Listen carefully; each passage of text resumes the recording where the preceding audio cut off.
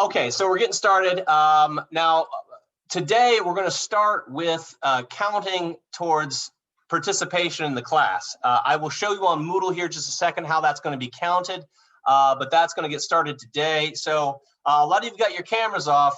It's going to be really hard for you to participate with your camera off. It's hard to hear what you guys are talking about. So I told you before not to be weird and putting your cameras off. So turn them on if you want to participate. Okay, so what I would like you to do, I'm gonna go ahead and screen share. And by the way, if you the screen ever freezes, please let me know. Just turn your microphone on and say, hey, it's frozen, because I cannot always tell on my end if something is not working on your end. It doesn't show. It looks like it's just fine on my end, but on your end it may be frozen.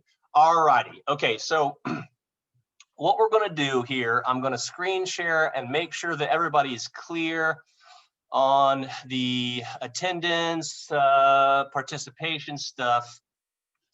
Let me get to, okay.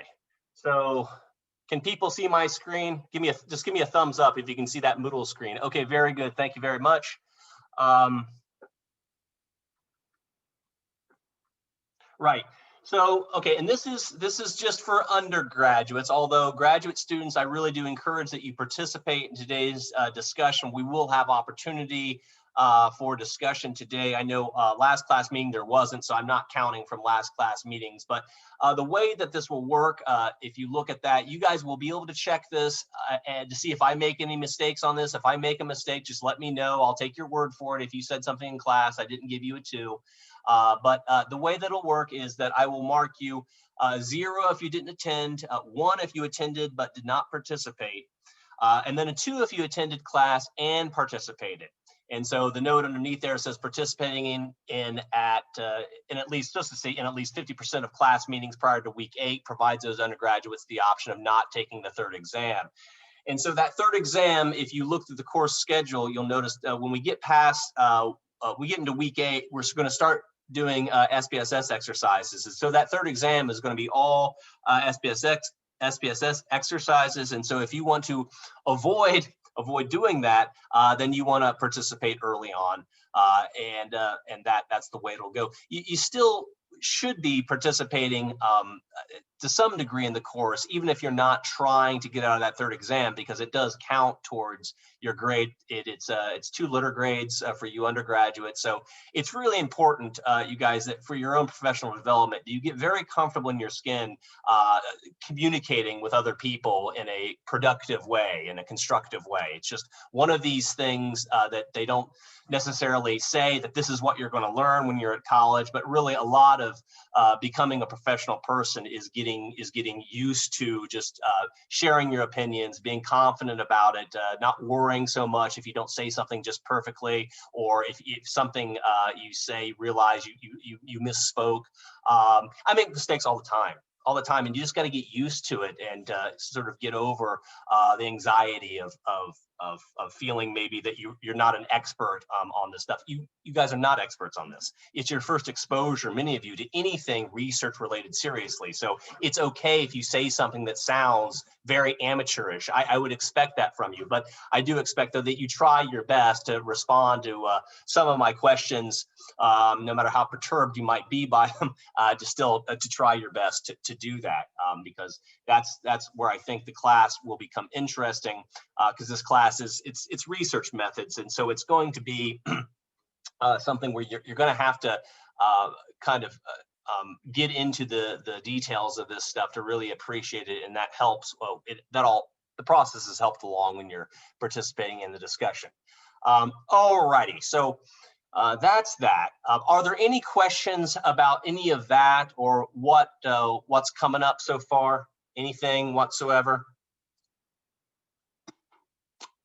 Again, if you have something that is bothering you a little bit, that's about sort of how you do this on Moodle, something like that, just email me right away. We want to nip that stuff in the bud. We don't want to let that go until the midpoint of the semester, and I realize that you are not posting your responses to the chapter questions, for example, on Moodle like you're supposed to.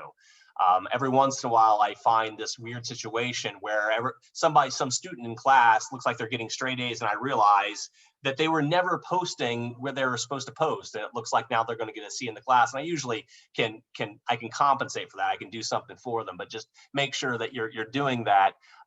That will be, and that's part of that is just you making sure that you understand what the requirements are. But yeah, just to point out that we have these chapter 1 questions and chapter 2 questions. The chapter 1 question is just that one question that you've got to do. For a lot of these chapter questions, it's just one question at the end of each chapter. I will specify which one you're supposed to do, and it tells you, how much you're supposed to write. And so that one is due on the 25th. And so since we don't have class that day, you can have that in by midnight. And if it's due, like I said before, if it's due on a class day, then please have it done by class time. So that way we can talk about it. Also, keep in mind that, you don't have to complete all of these. You pick which ones you want to do, but it's 8 out of 12 of these chapter assignments. And then when we get to the SPSS stuff, it's 5 out of 7 on that. Something that a graduate student asked me about how to be successful in this class. The thing I would suggest, because graduate students are under no obligation to attend the live Zoom meetings, but if you can, I would definitely attend the ones when we start doing the SPSS exercises, because that's where some students get lost, and it would be very good for you to be in the live meeting if you can. That way you can ask me questions as we're doing stuff. And so what I'll do is when we do those SPSS exercises, I'll make you guys co-hosts. So if you're having problems using SPSS, you can show me your screen, then I'll try to assess the problem best as I can remotely. Now I'll always record all these videos like I am now and post them on Moodle, but sometimes you know how it is. If you're working with something technical like SPSS, it does help if you can have a person right there responding to whatever issues you might be having with the program, because SPSS is a very user-friendly program. It's about as user-friendly as you get when it comes to stats programs, but there's a lot going on in the program. So you can spend a couple years of your life just like studying the different options in that program. So it's intense, but it's something it's about as user-friendly as you get. So, all righty, okay. So if there are not any other questions, what I'd like to go ahead and do and go ahead and continue on with this guidelines for critical thinking.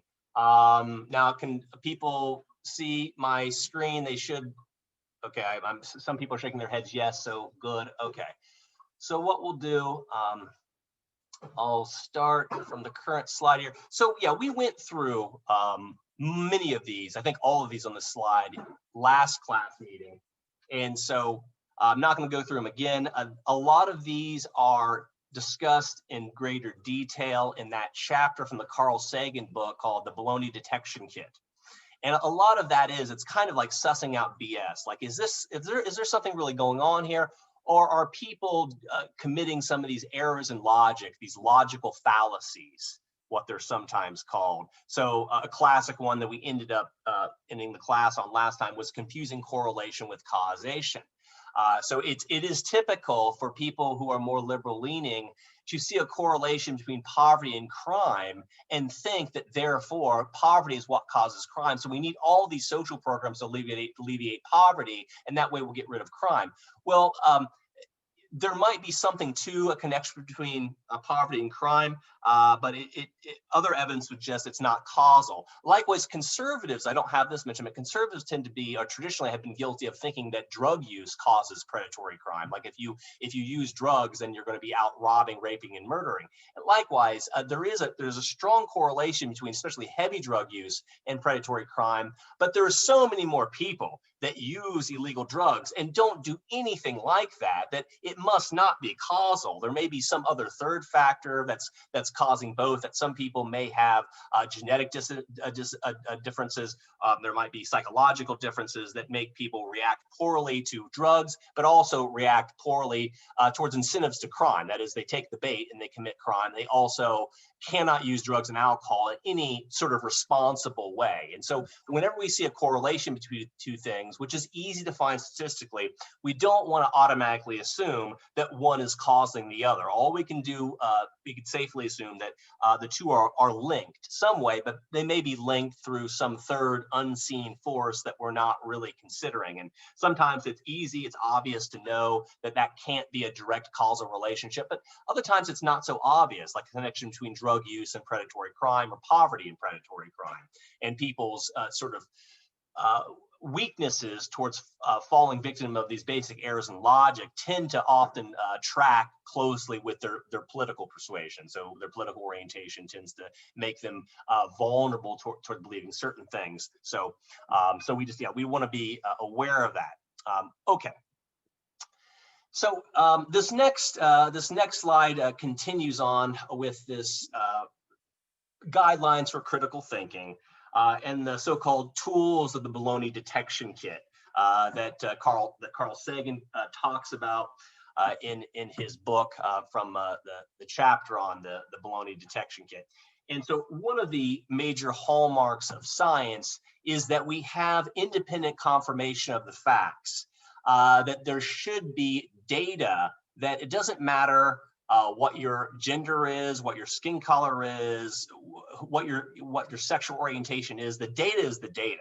So it's not going to somehow magically change depending on who you are. So there should be, no matter who you are, you should be able to independently confirm what another person is saying about a set of data. So you have data on crime from the Bureau of Justice Statistics. You can go in and everybody can see with their own eyes what the proportion of crime is committed by Blacks, whites, Hispanics, what the proportion of crime is committed by men and women. And so everybody can see this stuff. It shouldn't be just a matter of certain biases that are supposed to kind of flow from your phenotypic traits. That sort of is what the most important thing is. There should be empirical observation. That is, your statements should be based on evidence that can be seen by everybody. It doesn't so long as they are aware of how you interpret data, and that doesn't depend on someone's phenotypic traits either. So independent confirmation of facts, it can't just come from a source that you think is worthwhile because you like what they say about some political issue. So also, we want to, in the sciences, encourage debate. We never want to be satisfied just because someone from a position of authority is saying it. Just because you may like Joe Biden, you may not like him. It doesn't really matter. What he's saying doesn't really have much value just because he's the president of the United States. It doesn't matter if it's on the issues of the economy or the issues of war or the issues of science, that just because he is the top executive in the United States now, his comments on things need to be verified with evidence, with verifiable empirical facts. So in science, it said there are no real authorities. You don't just take somebody's word because they have high status. They're at best, there are experts, people who know a whole lot about a real little thing, like the people who know a whole lot about particular issues with education, or particular issues with crime, or in the natural sciences, particular issues with certain type of subatomic particles. And so the hard sciences are even better than the social sciences because they can get super, super, super specific. So you have experts on, something's very specific in the physical sciences. The social sciences kind of aspire to be like physicists, but we're far from it. But we want to certainly encourage debate. That's one of the major hallmarks of science. A few more here. One is we want to generate competing hypotheses to explain whatever you're talking about. So if you think that it is, let's say, poor parenting that's associated with poverty, it's the poor parenting that's really causing the crime that's associated with poverty.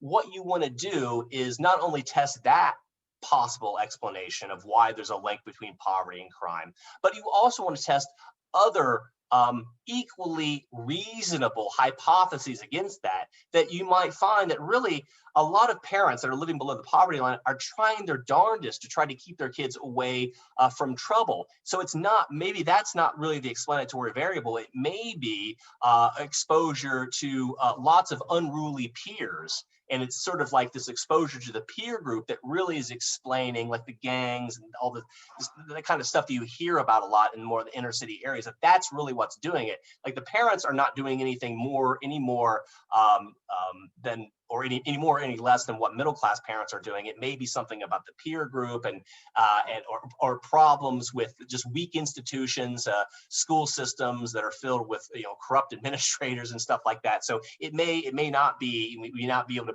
blame the parents. So we just want to generate as many equally compelling hypotheses to explain the same thing, and then just evaluate which is more reasonable. What do you think really? What evidence? Which argument has the best evidence? Which argument can you marshal the most evidence in favor of? Another closely related caveat to this is something called Occam's razor. Occam was a lawyer some hundreds of years ago. He was somebody who said that as a general rule of thumb, you want to pick the simplest explanation for something. So if you have a whole host of explanations for something, why kids drop out of school, why kids commit crime, the simpler explanation is usually the better explanation, not just because it's simple, but because it's testable. The simpler explanations are usually the most testable explanation. So if you say like one thing is definitely the cause of something else, as opposed to, well, it's pretty much everything under the sun is the reason why kids are delinquent. Well, testing for everything under the sun is pretty hard, as opposed to just testing for the idea that maybe it's poor impulse control that is the reason why some kids are more delinquent than others. Okay, so Occam razor just says that first, test the simplest explanation because it's the easiest thing to test. Sometimes a complex phenomenon like criminal behavior has multiple inputs, and there's no one thing that really explains it. So Occam's razor, may fail there, but we don't want to completely ignore that rule, because it is a good rule of thumb to keep in mind. Closely related to this idea of Occam's razor is the idea that hypotheses must be falsifiable. That means they must be testable. So you cannot make statements, anyway, you can't make scientific statements such as this. So like, serial killers are evil, which is why they kill. That is what you call a tautological statement. You're saying that serial killers, they kill because they're evil, and you can tell that they're evil because they kill. See, that's what you call talking in circles, or a tautology, tautological reasoning, circular reasoning. What you would really have to do to make progress here on this hypothesis, because it's not falsifiable, you would have to define, well, what explains variations in evil? Like, why are some people more evil than others? Okay, because if evil people are more likely to kill, okay, well, what explains variation in evil? So you have to plod forward kind of logically, methodically. And so you ask questions like, well, is evil normally distributed in the population? Like, is there a bell curve? Like, most people are kind of like moderately evil, then some of us are super evil, and some of us, a very small percentages are perfect angels. Is it really like that? Is a bell curve like height is distributed as a bell curve, IQ is distributed as a bell curve, is evil? So I mean, that may be a kind of a silly explanation, because no one would probably think that evil really is a univariate variable that can be distributed in a bell curve. But these are the type of scientific questions that one would want to address when they're trying to explain a really extreme criminal behavior like serial homicide. No doubt what they're doing is evil. That is obvious by definition, but it doesn't really help to explain why a very small fraction of people go on to commit serial homicide, and even most violent criminals wouldn't even go there. So there's something that needs to be explained over and above just the sensational statement of saying, well, it's just evil and let's be done with it. That's not science. That's more like, that's politics or religion. So it's very different than what a scientist would do. Okay, so here is your guys' opportunity for participation. I want you to look at this class exercise, and I would like you to think about, and you can do whichever one you want. You can think about whichever one comes to mind. What causes crime? Or what causes kids to drop out of high school? Well, we know that they know they're supposed to stay in it, but some drop out. And likewise, what causes people to be homeless? So I'd like you just to take a few minutes. You don't have to respond right away. Just take about 3 or 4 minutes, and I'll wait and ask for some of you to ring in. But I want you to propose a hypothesis for whatever you think causes it. But I want you to make sure to keep in mind some of these tools in the baloney detection kit. Okay, so go ahead and take a few minutes. And so I'm saying here, adhere to the guidelines of the critical thinking. What would be a testable hypothesis that you could propose that would explain why some individuals are more criminal than others, why some people are more likely to drop out of high school, why it is that some people are more likely to end up homeless. And go ahead and just take a couple minutes, and then I'll hear your responses, and we'll have those recorded, and then you'll get your participation points. All right, so go ahead. I'm going to shut my mic off here for just a moment. We'll stop sharing this for just a moment. And I gotta shut this. Let me go over here real quick. I'll share it again. Just a moment. I just need to.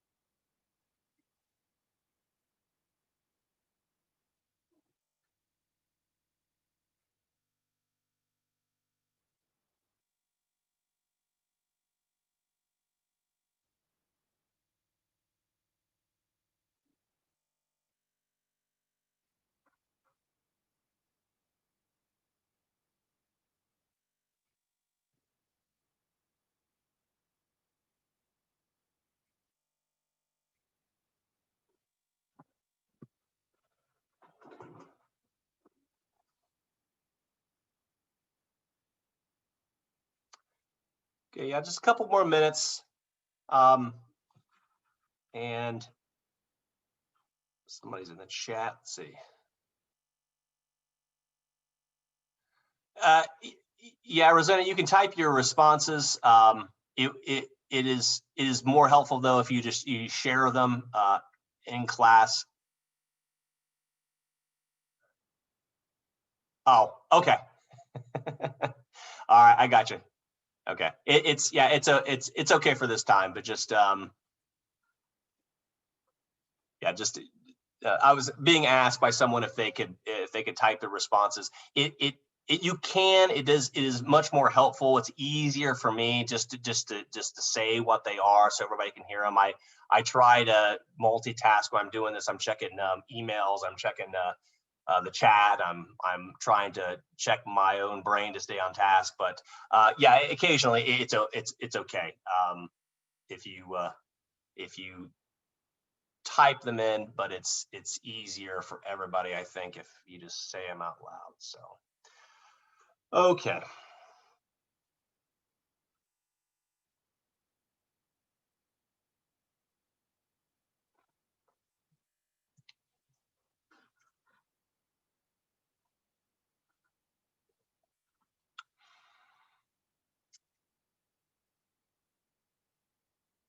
Okay, just like another minute or so. And you don't have to try to come up with one for each one of these. Just pick one for crime, high school dropout, homelessness. People in my senior seminar had to write a paper all about this and do qualitative interviews asking expert professionals in the field what they think about this. And so what do you think would be an explanation or a hypothesis that again is testable? We can come up with all kinds of wild explanations. Whether or not they're testable, though, is another question. So that's the deal with science. It's gotta be testable somewhat. And a lot of this class gets into the details of just exactly how that is done, but got to make it testable.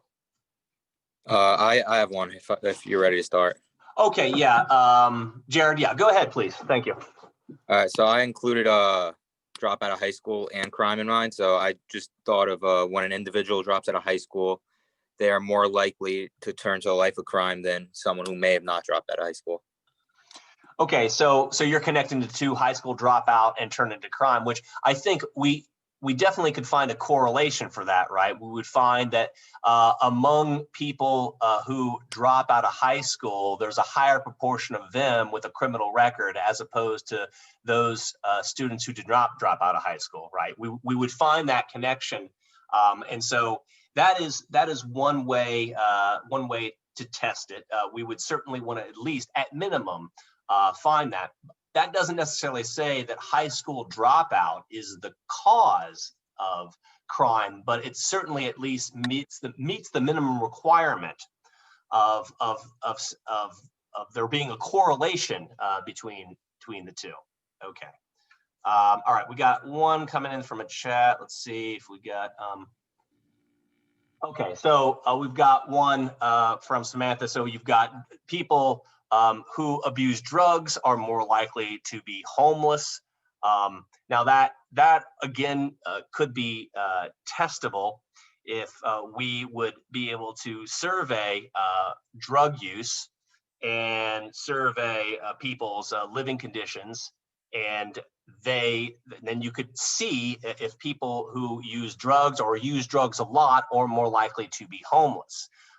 Now, with that, you might discover that there is a correlation. It might be weaker than what you think. Homelessness is a pretty rare phenomenon, whereas drug use is much more common than what the average person thinks. There's a lot of people who are living very comfortably, who like cocaine a lot.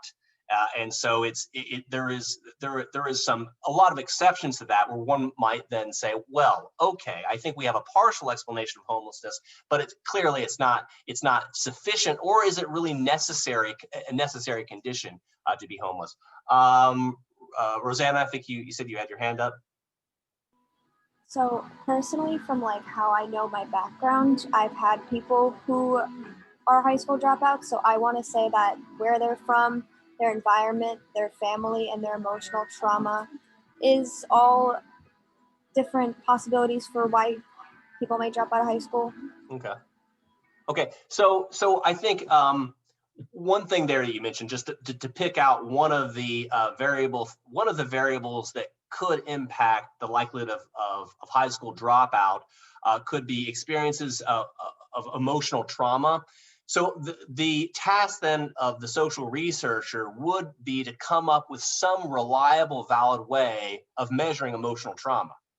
We would have to come up with some instrument, some tool to measure that, so that we can apply it across a large number of observations in a reliable way. And then we can tell for sure, is it really the more emotional trauma one's experiences is the likelihood they're going to drop out of high school. And it doesn't really matter so much about maybe their peer group or the family structure, whether they come from a single parent or two parent home, so long as they're not exposed to a lot of real serious emotional trauma that really is disruptive for academic progress, then they're okay. It doesn't matter. So these things could be tested against other competing hypotheses that might say, well, it's all about the family structure. And there's a lot of research to suggest that, yeah, kids from single parent homes tend to not fare as well as kids from two-parent homes. But that difference between the kids from two-parent and single-parent homes often can be explained with additional variables. So there often is things going on in two-parent homes that cannot go on as well or maybe I said that backwards. There's things going on in a two-parent home cannot go on as easily as in a single-parent home because there's only one parent around. Okay, so good. Yeah, Nick and then Grant. Yeah. So mine has to do with crime and possible high school dropout. I would say, like, say the kid has a parent that's either in and out of jail or in jail, like the hypothesis of statistical wise could lead to them either dropping out of school or being more involved in crime. Okay, yeah. So another explanatory variable might be a parental criminal record. And so that's something that's data that's gettable, right? That's if they have a criminal record, it should be made public. And so you can get to that through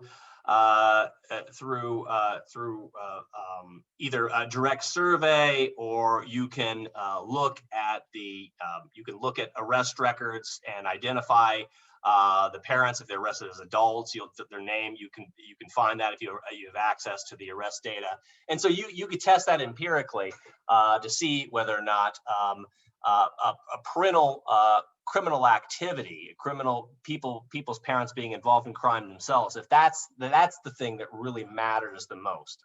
Okay, Emily, yeah, you had. I was just going to say, I think that a lack of affordable housing causes homelessness. Okay.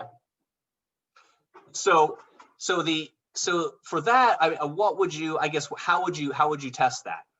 How would you test a lack of affordable homes is what causes homelessness? So what kind of measure, what would we be looking at as a way to measure the lack of affordable homes in an area? What might we do to measure that? I actually just saw a study recently. It was just saying how rent prices keep rising, but minimum wage isn't and income isn't.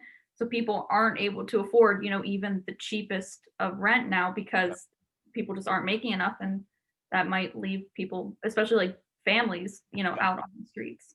Yeah, excellent. So yeah, median housing costs or median rental costs or average, they usually use the median instead of the mean when they're talking about the cost of rent and the cost of housing. Yeah, so it is a problem when you have the cost of living space is one of the few things that keeps going up in price. A lot of things that we purchase in society today are actually cheaper, taking inflation into account than what they were in the past. One of them, like food and clothing, is a lot cheaper than what it used to be, taking inflation into account. The one thing, though, that has kept going up in price is places to live, because as they say in the real estate biz, real estate is the one thing that you can't make more of because there's only limited amounts of space. You can just keep building up. In some places, they have these big sky-rise apartments. But yeah, that's a real problem as the population continues to grow. The amount of space on the planet still stays fixed. So yeah, we could look at median rental costs and see if that is correlated with the rate of homelessness in a city, or look at the disparity between average income and median housing costs.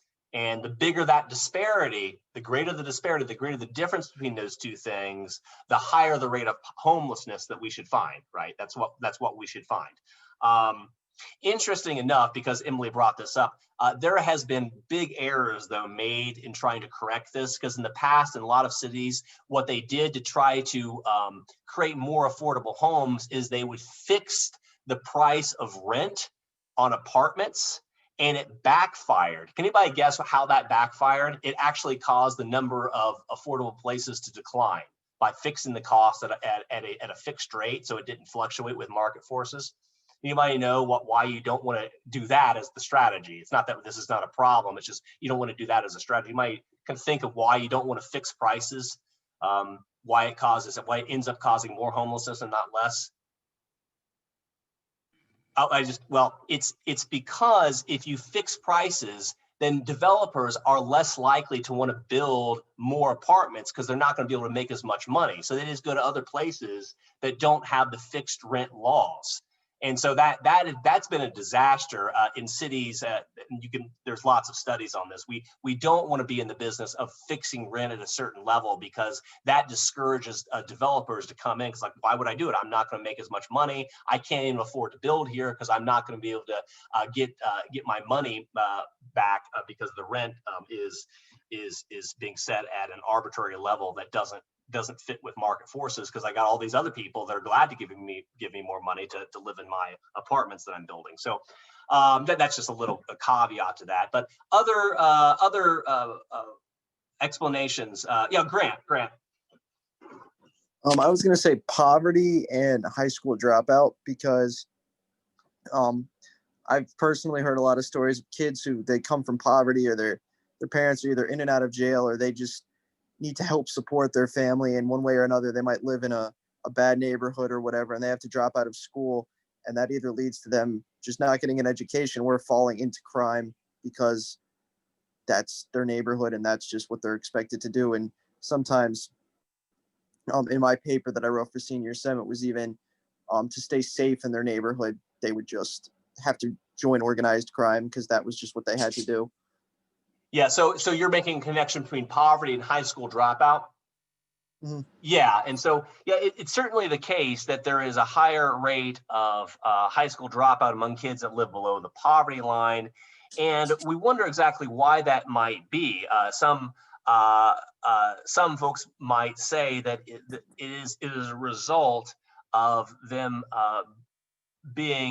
maybe being discouraged, perhaps thinking that there really is no escape from the level at which their parents achieved. And they also got a lot of other peers that are in a similar situation who might be thinking about dropping out. So if you can imagine, if you've got a bunch of peers, your friends that are dropping out seems all of a sudden starts seeming normal. It's like it's an option. But for a lot of you guys, I'm assuming that dropping out of high school is not an option. That was not a viable option presented to you by your peers. Like you didn't think like, I'm going to drop out of high school. Like maybe going to college seemed to be presented to you as an option, but dropping out of high school, like no way. But for some kids living below the poverty line, it does seem to be the case that dropping out of high school, maybe to start working early, that kind of thing, really does seem to be a live option.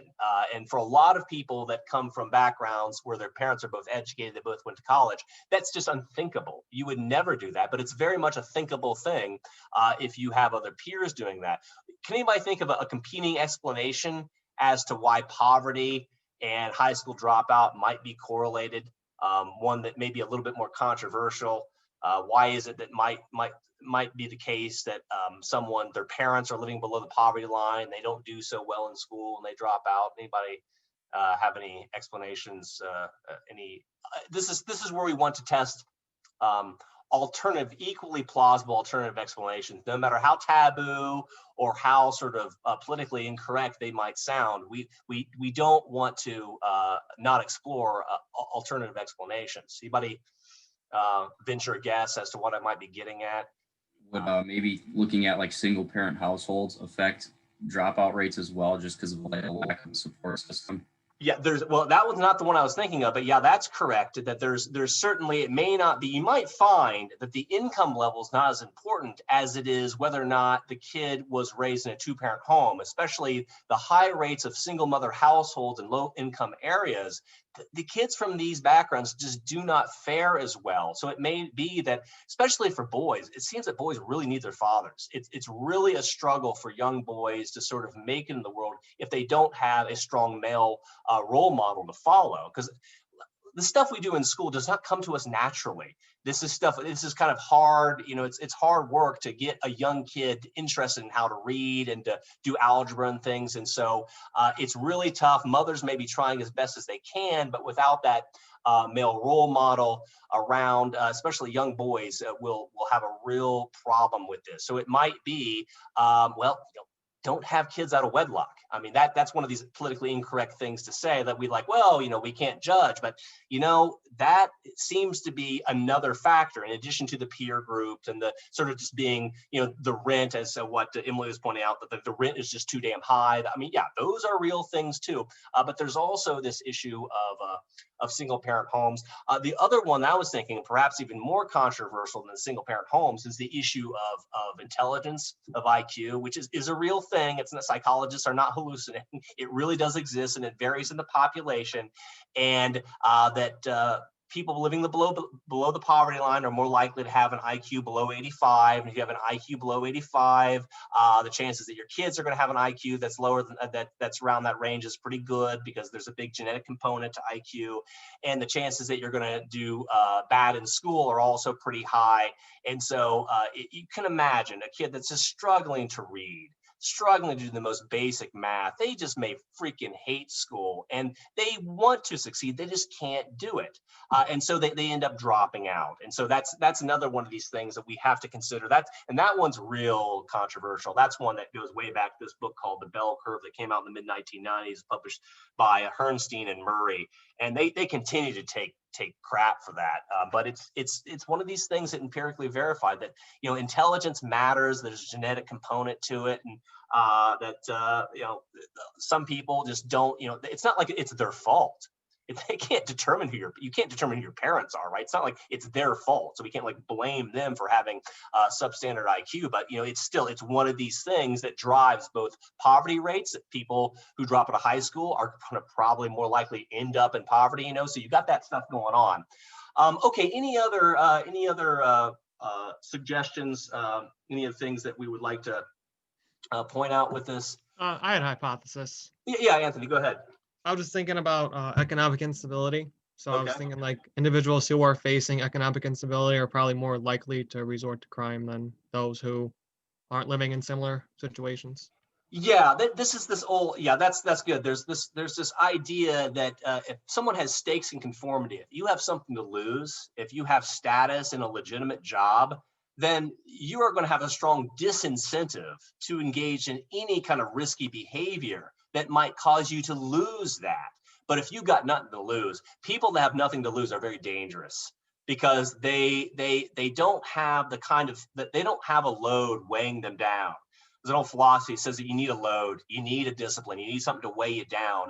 And this can be material things, this can be a marriage, this can be a job, that these things keep people in line. And without that, people are free to deviate. They're free to let the emotions in them get the best of them. And so, the instability that comes along with psychological instability that comes along with job instability could be something that leads to crime. So yeah, that's the whole having stakes and conformity that comes along. That usually comes along with having kind of the conventional marriage, conventional job, all that kind of stuff seems to be what people need in order to avoid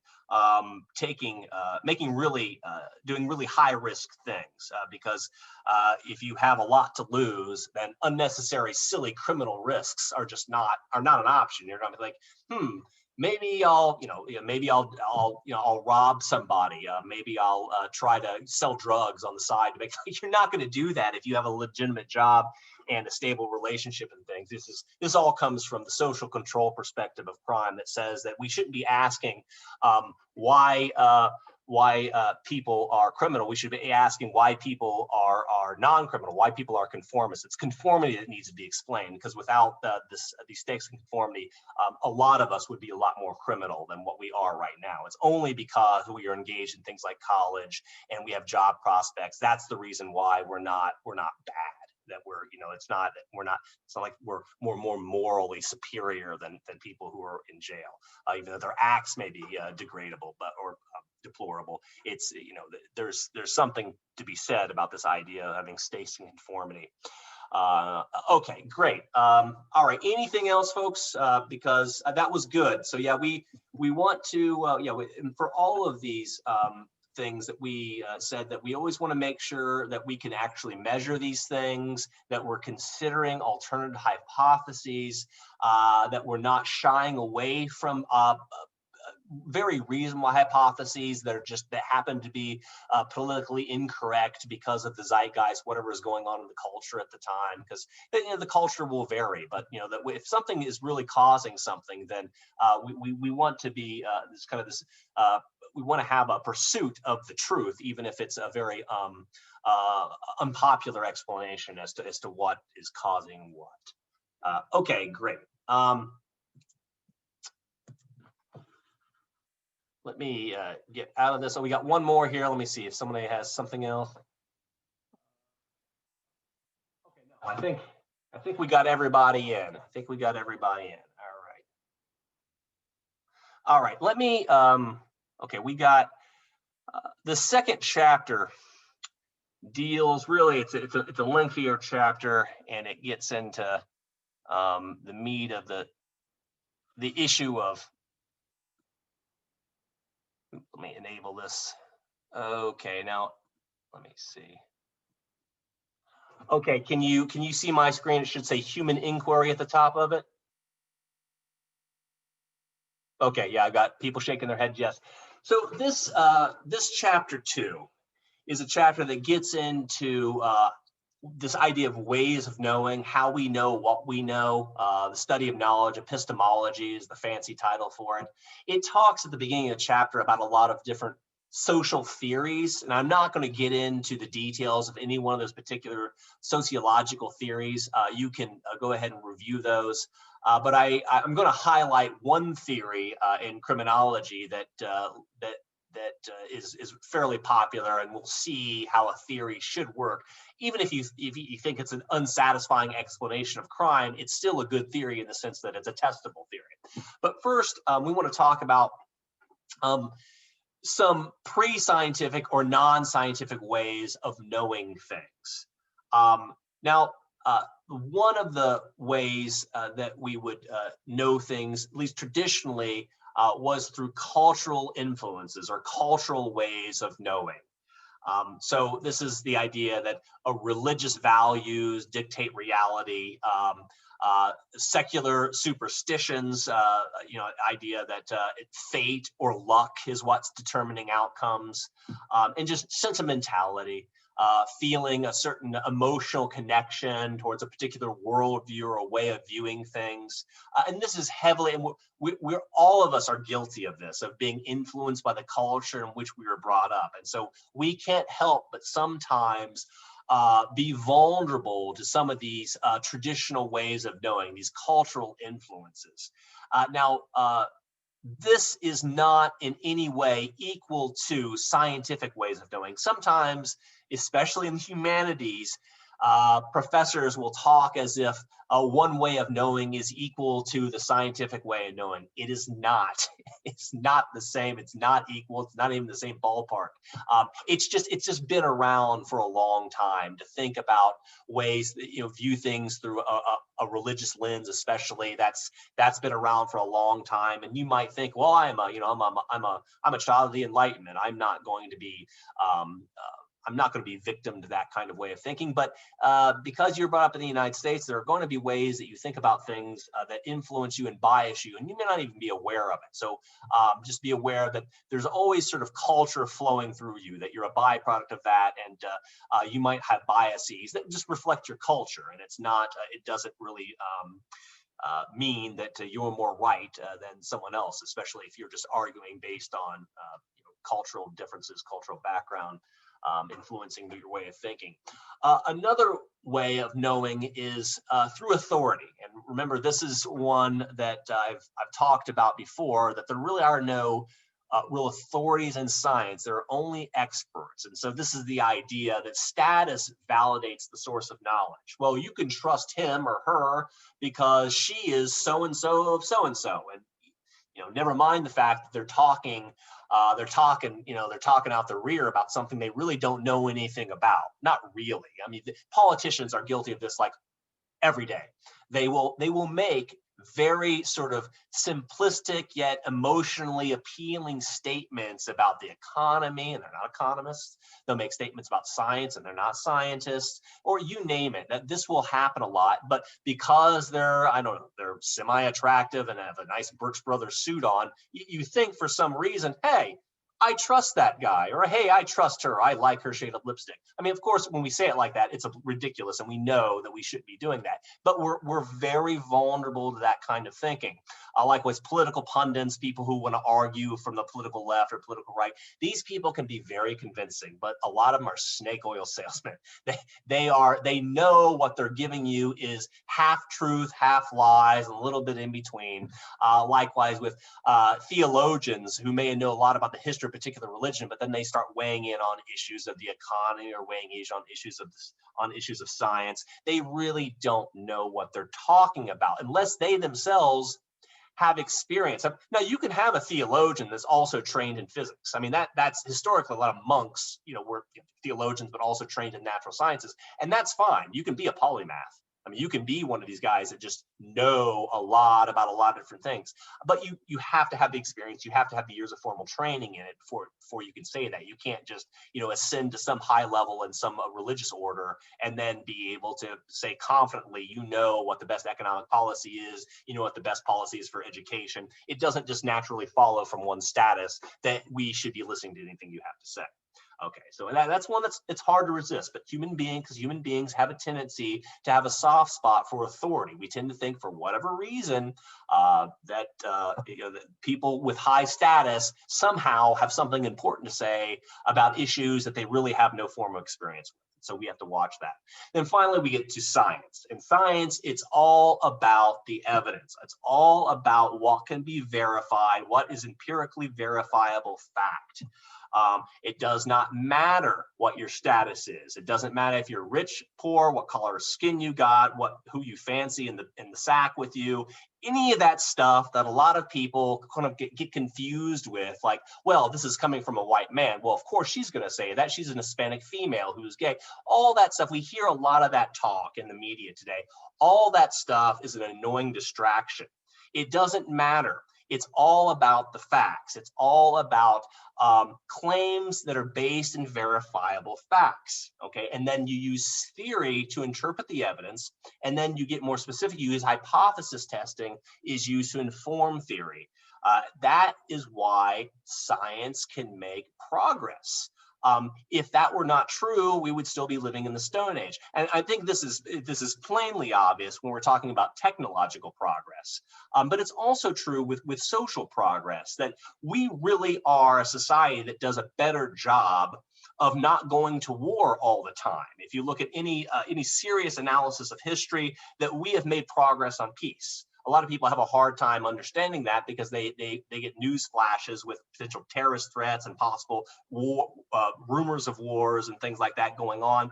But really, on balance, we've made social progress in the areas of peace. We've made social progress, lots of social progress in the areas of race, despite what happened this last summer and stuff. The world is so much better, especially the Western world is so much better in racial relations. We've definitely made progress with women in positions of power, despite people, more liberal leaning people say, well, we still have a lot more work to do. That's true, but people who claim that we don't make social progress are either historically ignorant or have some agenda. They want you to think that you have to join their cause because no progress has been made. This is all bollocks. Of course, social progress is possible, just like technological progress is possible. And the way to make social progress is best done starting with scientific research on issues like criminality, homelessness, high school dropout, school failure. That's how we're going to make progress in this. Is using facts and using the scientific method. The scientific method is something that sometimes people think the scientific method is just about like building a better mousetrap, like building better technology. That's a very limited, small way of looking at science. Science is this whole way of trying to fact find in a way that really can be verified by other people, and it really does make measurable progress. You can make progress with it. So that's one of the things that makes science special, the sort of the ways of knowing that's superior to other ways of knowing. It's because not because of the authorities in science, it's because of the expertise that goes along with the work of the men and women who do the science. Okay. So that's a little bit about this history of human inquiry, that for most of human history, of course, we didn't have science. Science is new. It came about in the 17th century. Like, there is no science in the Bible. It's impossible because the Bible was written before the 17th century. So, it's a very new way of knowing, and it doesn't come to us naturally because it involves, a lot of science involves quantitative reasoning. It involves analysis using statistical methods. And so all that stuff is very new. Human beings had to discover that you can really make progress in technologically, socially, using the scientific method. Previous ways of going about doing it have not nearly been as successful as what science has been. And science is the reason why we no longer live in a medieval funk. I mean, there's no coincidence that the scientific method was discovered around the 17th century, and that's when you see Europe climbing out of its medieval funk and becoming the industrial power that it was. It wasn't nothing special about Europeans. It was just that they were the ones that happened to, in the first place in the world, started to really apply science to everyday life, and that's what explains a lot of the success of the West. It has nothing to do with race or anything like that. It's the scientific method that did it. Okay. Here's a couple more things, a couple important ones about errors in inquiry. So we've talked about some of these errors before, these logical fallacies. Overgeneralization is one that your brain will almost reflexively do this unless you check yourself. So crime is more prevalent among the poor, so therefore poor people are criminals. No. That's not the case that all poor people are criminals. In fact, most poor people are not criminals, but it is true that more serious criminal behavior happens to go on in very low income areas. And so we don't want to overgeneralize. Here's another one. Because terrorists are often Muslim, at least in the last 20 years, that has been the case, Muslims tend to be terrorists. Okay, the first part of that statement before the semicolon is true. The second part of that statement is totally not true. Okay, to connect the two, not only would that be considered politically correct in our culture today, but it's just logically, it's not about being polite. It's just logically, it does not follow from the first statement. Okay, so it's not about being nice or being politically correct. It's just about being logical. Does the first statement follow from the second? And in these cases, no, it does not. You're overgeneralizing. Another problem that happens among well-meaning social scientists is this problem of selective observation. So selective observation can happen in lots of different ways, but here are a few examples. So when we want to poll people's political attitudes on controversial issues, let's say guns or abortion, something like that, these real hot button issues, if you don't have a very, very large random sample, the likelihood is that you're only the people that are most likely to respond to your survey are the people who have very strong attitudes about guns or abortion or whatever hot button issue it is. So what that means is that you're going to get people who are very much pro-choice or very much pro-life, or you're going to get people that are very much anti-gun or people that are very much pro-Second Amendment. You will likely miss out in your poll on all the people who fall somewhere in the middle of that distribution, people who have kind of a nuanced view. It's like, well, yeah, I mean, I'm uncomfortable with abortion, but people will often do this if you just let people talk. And that's why sometimes qualitative interviews are good, because you can hear the nuance, you can hear people qualify their answers and things like that. Same thing with guns. People are like, well, I don't like guns, but I don't want to also undo the Second Amendment. I think that would probably be politically unfeasible, but also maybe not a good idea. And so, so when you're pulling people, especially on these like hot button issues, you have to recognize that you can't force people to complete your survey if it's completely 100% participatory. You have to rely on people's willingness to complete your survey. If you don't have a very large random sample, then what you're going to get, if you put out on the internet, you're just going to get people who are either really for or really against. You're not going to get the middle distribution, and so you're going to miss out on a lot of people in the middle. So that's something we'll get into this later with sampling and getting a representative sample and then randomly selecting from within certain strata. So we we randomly select from a group of Black females and randomly select from a group of, Hispanic females. And so you do it in a way that you make sure that you're not just getting people who are filling it out because they have really polarizing attitudes on whatever you're talking about. So we want to watch for that. There also is this tendency that's called, in human relationships, called homophily. In marriage, it's called homogamy. This is the tendency of likeness to attract to likeness. And so you may think mistakenly that you think, well, I think about 60% of Americans use marijuana because most of my friends use marijuana. Well, that is you know that, or you're coming to that conclusion because you yourself use marijuana, and so you tend to hang out with other people who use marijuana, and then you think you extrapolate mistakenly from your experiences and thinking about 60% of the population use marijuana, and it's wrong. It's much lower than that. So maybe once in their lifetime they use it. I think it's more like about 35% or something like that once admit to using it.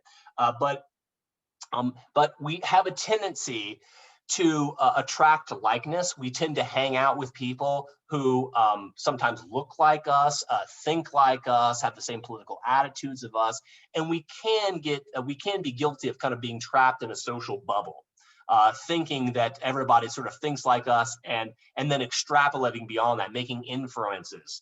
And so we got to be careful with that too. So we tend to do this without conscious thought. We tend to be, and with our dating partners, with our friends, they usually share a lot in common with us, a lot more than what we think. And so we don't want to extrapolate beyond our very limited experiences to this much broader population. This is something else we'll get into when we do sampling. We talk about sampling, the importance of taking large random samples that are not going to be influenced by this tendency in human relationships of homophily. So we're making sure to get a truly representative sample that's representative of the whole population and not just representative of you and your own social preferences. The last one is a special case with the late great anthropologist Margaret Mead. Now, Margaret Mead is famous for doing research on the Samoan American populations, also Native American populations in along the Pacific Northwest, some of the Native American populations there. However, when she visited America's Samoa, one of the Samoan islands back, I don't know, it was like the 1960s, she came away saying things that we now know are not only wrong, but the opposite. So she came away saying that there was no such thing as rape in the Samoan culture. There was no such thing as lots of things that really made it seem like we found an island of noble savages, that they are primitive people, but yet they don't have a lot of the deplorable behaviors that us Westerners have. Well, it turns out that some of the practices that go on in these places that don't have the kind of governmental institutions and the kind of norms of civility that we have actually have much higher rates of violence and sexual assault. That in warfare, women are abducted and taken back. Men paint their faces based on how many women they have abducted / raped. And so there's a lot of just real gruesomeness. Now, this is in no way trying to impugn or demean traditional Samoan culture. A lot of human human civilizations, if you look back, were much more brutal. Europeans especially were extremely brutal towards one another until very recently in history. It just goes to show, if you come in to a different culture and you're this white person walking in, they may want to put on a show for you and not really reveal really what's going on. And so this is another example of selective observation, that it may be true that, of course, there are attempts to make peace with rival tribes and all that, but you may not be getting the other side of the story if you go in, and especially if you have an agenda. And that was the problem with Meade, is that she assumed already that there really was this thing called the noble savage, person that's living without the trappings of modern life, but still avoids a lot of the kind of nastiness that goes along with modern life. That was a real idea that was first that was championed by this guy, Franz Boas, and then Meade was a student of Franz Boas. And so there was this large cross-section of very otherwise smart people coming out of places like Harvard in the United States that were going out doing field research, thinking that trying to discover the noble savage. And then they would only see the noble savage when they went out and then spoke to these pre-industrial people. Well, it turns out living in a pre-industrial world that's basically anarchy, because there's no centralized government, there's no law enforcement, is far worse. There's a lot more rape, there's a lot more violence, and so that's another example of problems with selective observation, that we need to be careful that can easily happen with people who are otherwise very intelligent and have been educated at the best schools. If you have an agenda, if you're biased and you go in looking for something, you're going to find that thing, even if that thing is not really representative of what you're observing. That you only focus on that rather than the big picture. Okay, folks, any comments, questions about anything? We've got a couple more minutes. I think I'm going to stop here for today. Anything else that people want to comment on from before, even people who have not commented? Anything that you wanted to talk about?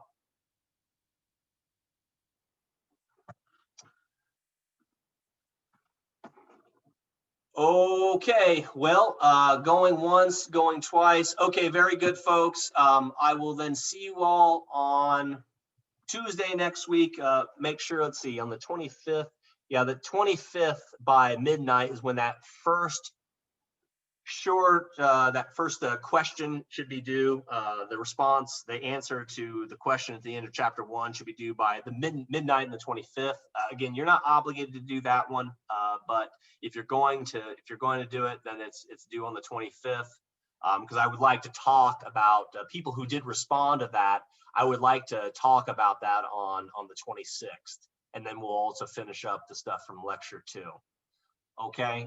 Anything else, folks? Okay, bye-bye. Enjoy your weekend. Bye. Bye-bye.